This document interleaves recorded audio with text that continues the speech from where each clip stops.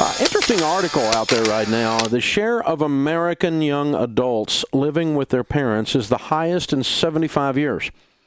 Parents in the U.S. cannot get rid of their kids. The share of young adults in their late 20s living with their parents is the highest in 75 years. According to a recent study, Pew Research, 33%, 1 in 3, 25 to 29-year-olds live with their parents or grandparents.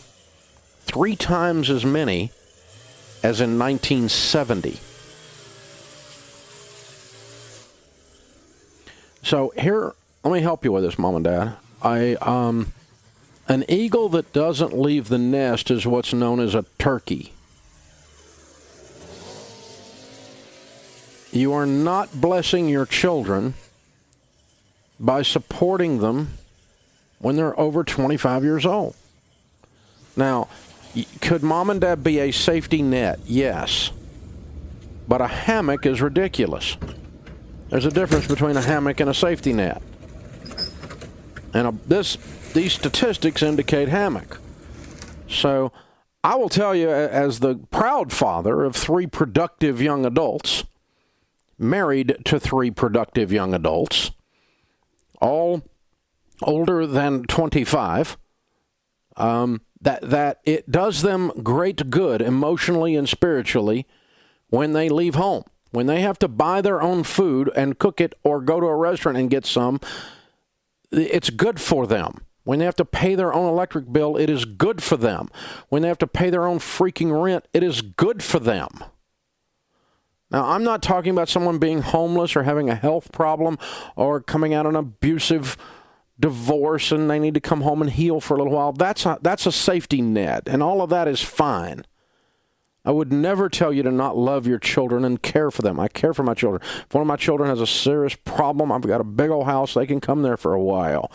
But I do not want to be their serious problem.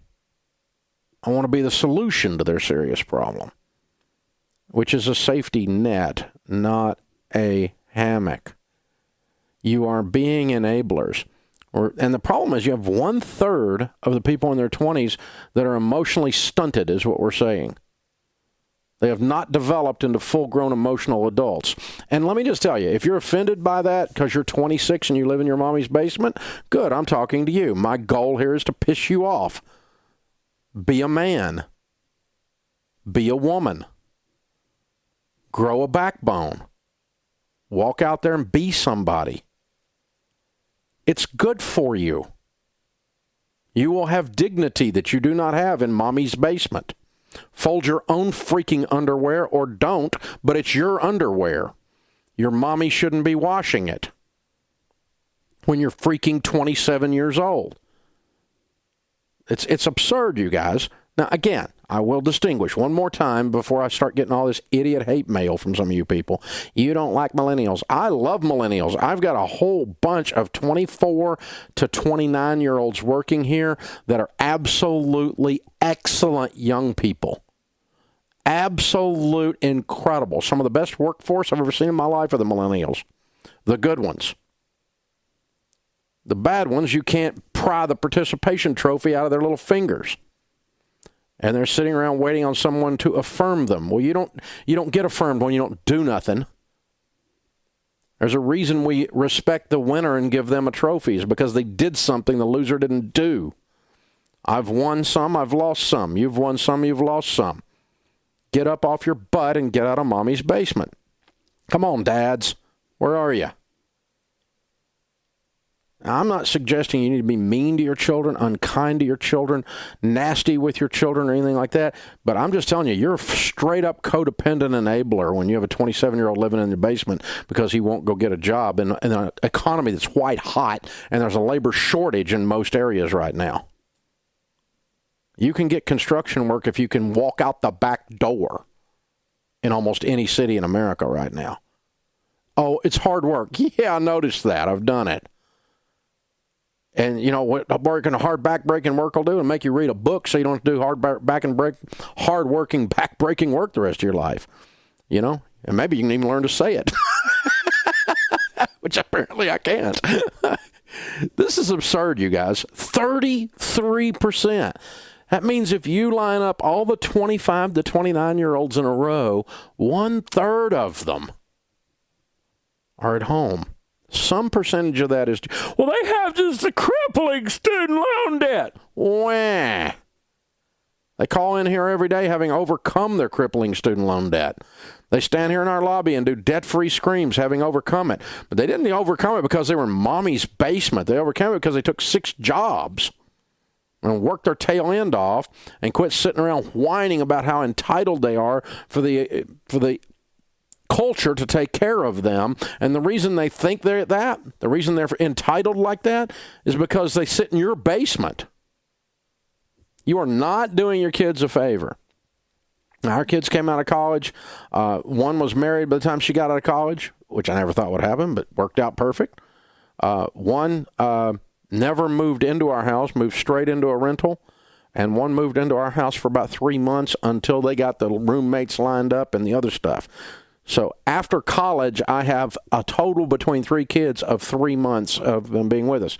Again, if something had happened and there was a health problem or a dramatic economic problem, laziness is not a dramatic economic problem, by the way, a dramatic economic problem, if there's something along those lines, then we would have said, okay, you can stay here until you get your feet under you.